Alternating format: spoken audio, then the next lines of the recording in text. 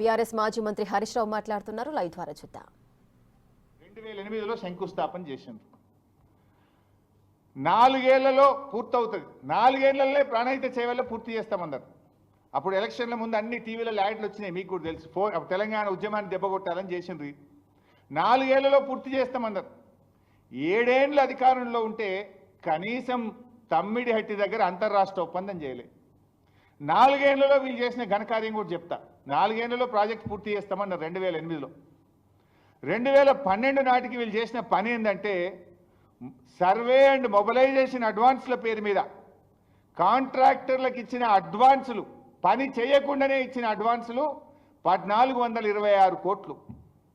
4 ఏళ్లలో land acquisition కోసం పని మీద పెట్టిన ఖర్చు ఎంత అంటే 160 కోట్లు. చేసిన పని భూసేకరణకు కానీ చేసిన పని 160 కోట్లు. ఏమి చేయకుండానే మొబిలైజేషన్ అడ్వాన్స్ల కింద కాంట్రాక్టర్లకు ఇచ్చింది 1426 కోట్లు. ఇది కాంగ్రెస్ పార్టీ యొక్క అవినీతికి పరాకాష్ట. తట్టెడు మట్టెత్తకుండా 1426 కోట్లు 2012 నాటికి కట్టిపెట్టారు మీరు. 4 ఏళ్లలో పూర్తి చేస్తామని మొత్తం 160 కోట్ల పని కూడా చేయకుండా 1426 కోట్లు కాంట్రాక్టర్లకు దోచిపెట్టిన కాంగ్రెస్. ఆ దోపిడిలో ఈ ఉత్తమ్ కుమార్ రెడ్డి కూడా బాధ్యుడే. ఆనాటి నీళ్ల మంత్రి సుదర్శన్ రెడ్డి కూడా ఇప్పుడు కాంగ్రెస్ పార్టీ ఎమ్మెల్యేగానే ఉన్నాడు. ఇది కాంగ్రెస్ దోపిడి. మేము వచ్చిన తర్వాత రివ్యూ చేసి సర్వే మొబిలైజేషన్ అడ్వాన్సులు రద్దు చేసినాం. ఇప్పుడు నేను చెప్పింది 4 ఏళ్లలో వీళ్ళు ఇచ్చింది 1426 కోట్లు. బై ద టైం కాంగ్రెస్ ప్రభుత్వం దిగిపోవడం లోపు సర్వే మొబిలైజేషన్ అడ్వాన్స్ పేరు మీద 2328 కోట్లు దోచుకొని తిన్నారు. 2328 కోట్లు మొబిలైజేషన్ అడ్వాన్స్ల పేరు మీద దోచుక తిన్నది, పందికొక్కుల్లాగా మెక్కింది ఆనాటి కాంగ్రెస్ ప్రభుత్వం. ఇంకా సిగ్గు లేకుండా ఉత్తమ్ కుమార్ రెడ్డి ఏదో మాట్లాడుతుండు. మేము వచ్చిన తర్వాత ఈ మొబిలైజేషన్ అడ్వాన్సులు రద్దు చేసినాం, సర్వే పేరు మీద ఇచ్చే అడ్వాన్సులు రద్దు చేసినాం. ఆ డబ్బంతా కూడా కాంట్రాక్టర్ల దగ్గర నుంచి రికవరీ చేసింది బీఆర్ఎస్ ప్రభుత్వం. ఇంకా నువ్వు మాట్లాడతావు సిగ్గు లేకుండా. ఇకపోతే ఇవాళ ఉత్తమ్ కుమార్ రెడ్డి గారు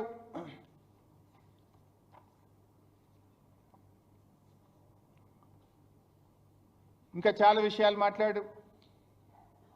బీఆర్ఎస్ పార్టీ అన్యాయంగానట వీళ్ళు తమ్మిడిహట్టి నుంచి మేడిగడ్డకు మార్చిండ్రు అని ఈరోజు ఆయన మాట్లాడినాడు. ఎందుకు మార్చిండ్రు అని మాట్లాడే ప్రయత్నం చేసిండు. ఉత్తగానే మార్చినమాట మేము. మరి నువ్వు 8 ఏళ్ళు ఉంటివి కదా, 8 ఏళ్ళలో ఎందుకో తమ్మిడిహట్టికి పర్మిషన్ లేకపోతేవి, నువ్వు తెచ్చుంటే మేము మార్చాల్సిన అవసరం ఏంది? అయినా మేము అట్లా మార్చలే, మీలాగా బాధ్యత రహిత్యంగా ఉండం. ఆనాడు స్వయంగా మన ముఖ్యమంత్రి కేసీఆర్ గారు మహారాష్ట్ర ముఖ్యమంత్రి ఫడ్నవీస్ గారితో చర్చలు జరిపిండ్రు. మహారాష్ట్ర రాజ్భవన్లో చర్చలు జరిపిన వీడియో ఫొటోస్ ఇవి జరిపి అక్కడ మేము కట్టుకుంటాం, మీకు ఎంత డబ్బైనా ఇస్తాం. ఇది మినిట్స్ ఆఫ్ ద మీటింగ్, ఆ ఇద్దరు ముఖ్యమంత్రుల మధ్య జరిగిన మినిట్స్ ఆఫ్ ద మీటింగ్. మాకు అనుమతి ఇవ్వండి, మేము కట్టుకుంటాము అని చెప్పి ఆ రోజు మేము ప్రయత్నం చేసినాం.